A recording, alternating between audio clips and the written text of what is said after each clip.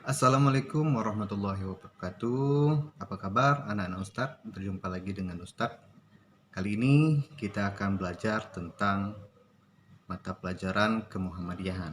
Ya, 2 minggu kemarin kita sudah pernah belajar di pertemuan pertama tentang materi ini, yaitu materi tentang amal usaha Muhammadiyah. Nah, hari ini Ustadz akan melanjutkan penjelasan dari guru-guru sebelumnya yaitu tentang amal usaha Muhammadiyah. Nah, marilah kita simak. Mungkin Ustadz akan mengulas kembali sedikit ya tentang apa itu amal usaha Muhammadiyah, bagaimana fungsi-fungsinya, dan seperti apa sih amal usaha Muhammadiyah itu.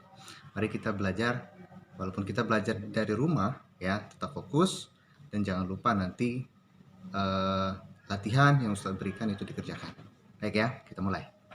Baik, kemuhammadiyahan oleh Ustadz Susilo Alamin, materi tentang amal usaha Muhammadiyah. Yang pertama, sifat amal usaha Muhammadiyah. Ya, amal usaha Muhammadiyah itu bersifat konkret. Ya, artinya Muhammadiyah mewujudkan Islam sebagai ajaran dalam kehidupan haruslah nyata. Ya, tidak semata-mata hanya ucapan belaka. Jadi itulah sifat amal usaha Muhammadiyah, harus nyata, harus ada buktinya. Kayak gitu ya. Oke, selanjutnya fungsi-fungsi amal usaha Muhammadiyah atau disingkat AUM ya, atau amal usaha Muhammadiyah. Nah, minggu-minggu kemarin itu sudah dijelaskan tentang amal-amal fungsi-fungsi amal usaha Muhammadiyah, yaitu ada 6 ya. Yaitu yang pertama bidang ibadah, bidang pendidikan, bidang kesehatan, bidang sosial, bidang ekonomi, dan bidang informasi dan penerbitan. Nah, bidang ibadah dan bidang pendidikan sudah diulas minggu kemarin. Nah, minggu ini Ustadz akan menjelaskan tentang fungsi-fungsi amal usaha Muhammadiyah, terutama di bidang kesehatan dan bidang sosial. Ya, baik. Amal usaha Muhammadiyah bidang kesehatan. Contoh amal usaha Muhammadiyah di bidang kesehatan. Mari kita simak. Contoh-contohnya adalah Rumah Sakit Muhammadiyah. Nah, ini adalah contoh rumah sakit yang memang dikelola oleh Muhammadiyah, seperti Rumah Sakit Palembang, Rumah Sakit Muhammadiyah Palembang, kemudian Rumah Sakit PKU Muhammadiyah Surakarta.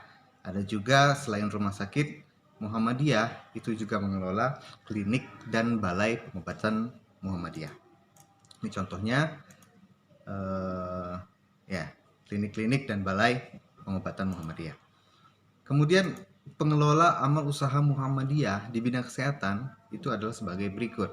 Ya, jadi Rumah Sakit Muhammadiyah tadi, Balai Kesehatan tadi, kemudian klinik-klinik kesehatan Muhammadiyah itu dikelola oleh Majelis Pembina Kesehatan Umat atau disingkat menjadi MPKU, yang merupakan bagian dari Muhammadiyah itu sendiri. Jadi itu pengelola amal usaha Muhammadiyah di bidang kesehatan. Ya. Manfaat fungsi amal usaha Muhammadiyah di bidang kesehatan. Nah, ini perlu kita simak bersama bahwasanya adanya amal usaha Muhammadiyah itu memiliki fungsi yang benar-benar bisa kita manfaatkan. Ya, yang pertama, memperoleh pelayanan secara Islam, pelayanan yang baik dari dokter ataupun perawat Muhammadiyah, kemudian mendapat bimbingan rohani dari ahli agama yang berkompeten, pasien terjaga ketauhidannya kepada Allah Subhanahu wa taala, kemudian ikut serta melangsungkan amal usaha Muhammadiyah. Nah, itu tadi tentang amal usaha Muhammadiyah di bidang kesehatan. Ya. Kemudian selanjutnya akan Ustaz bahas tentang amal usaha Muhammadiyah di bidang sosial. Contoh-contoh amal usaha Muhammadiyah di bidang sosial, tentunya kalau berbicara tentang sosial itu berbicara tentang bagaimana amal usaha tersebut dilakukan di masyarakat. Ya, contohnya yang dilakukan Muhammadiyah yaitu adalah membangun atau membuat panti asuhan. Nah, panti asuhan ini terbagi menjadi dua. Ada panti asuhan yang khusus untuk mengasuh anak-anak yatim, piatu, kemudian fakir dan miskin. Kemudian yang kedua ada juga amal usaha panti jompo Muhammadiyah yang khusus untuk mengasuh orang-orang yang sudah lanjut usia. Ya, itu tadi contoh aum di bidang sosial. Landasan Muhammadiyah untuk menyantuni yatim piatu dan fakir miskin, ya, itu tertera dalam Al-Qur'an surat Al-Maun ayat 1 sampai 7. Mungkin kalian bisa kita mengaji bersama-sama. A'udzubillahi minasyaitonirrajim. Bismillahirrahmanirrahim. Araital ladzi yukazzibu biddin fadzalikal ladzi yad'ul yatim wala ya'uddu 'ala ta'amil miskin.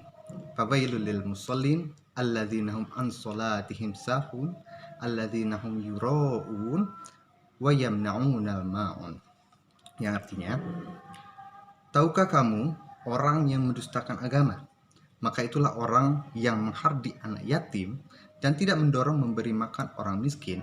Maka celakalah orang yang sholat, yaitu orang-orang yang lalai terhadap sholatnya, yang berbuat ria dan enggan memberikan bantuan.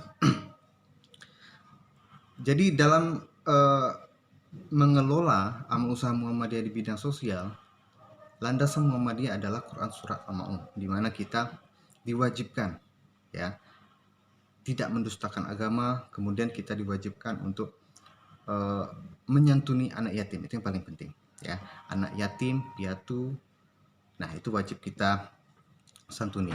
Apa sih anak yatim? Apa sih anak piatu? Mungkin kalian ada yang belum tahu, ya. Jadi yatim dan piatu, ya, itu artinya adalah, yang pertama, yatim itu adalah anak yang ayahnya sudah meninggal dunia. Sedangkan piatu adalah anak yang ibunya sudah meninggal dunia. Ya. Jadi kalau yatim piatu berarti kedua orang tuanya sudah meninggal dunia. Siapa yang mengurus mereka? Nah, kembali kepada kita sebagai manusia, itu harus saling menyantuni, apalagi kalau sudah diwajibkan di dalam Al-Quran khusus untuk kita untuk menyantuni anak-anak yatim dan piatu. Baik, ya, jadi itu tadi tentang amal usaha Muhammadiyah di bidang sosial.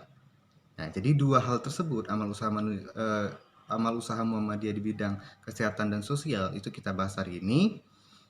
Penjelasan sudah Ustadz sampaikan, video sudah Ustadz berikan. Nanti kalau ada yang kurang jelas, silahkan ditanyakan ke Ustadz. Ya, boleh japri, boleh call lewat WhatsApp. Ya. Jadi mungkin itu saja untuk pertemuan kita hari ini, ya, tentang mata pelajaran kemuhammadiyahan. Jangan lupa setelah ini dikerjakan latihan yang Ustadz tera di grup WhatsApp-nya masing-masing. Sekian, ya. Wabillahi taufiq wal hidayah. Wassalamualaikum warahmatullahi wabarakatuh.